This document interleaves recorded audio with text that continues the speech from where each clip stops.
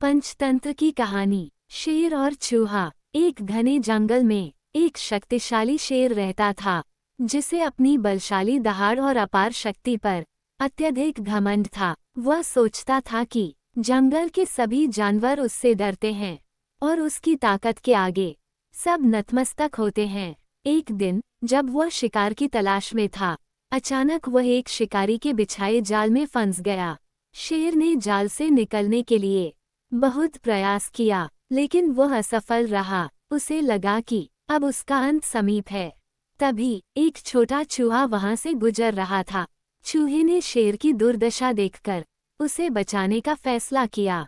वह शेर के पास गया और जाल को काटने लगा। शेर ने सोचा कि इतना छोटा जीव कैसे मुझे बचा पाएगा, लेकिन चूहे ने अपने छोटे छोटे दांतों से जाल को काट दिया और शेर को आजाद कर दिया। शेर ने चूहे को धन्यवाद दिया और कहा, तुमने मेरी जान बचाई। भले ही तुम छोटे हो, लेकिन तुम्हारे साहस और दया ने बड़ा काम किया। उस दिन शेर ने सीखा कि आकार या उपस्थिति के आधार पर किसी को कम नहीं आंका जा सकता। छोटा होने के बावजूद चूहे ने उसे एक अनमोल सीख दी।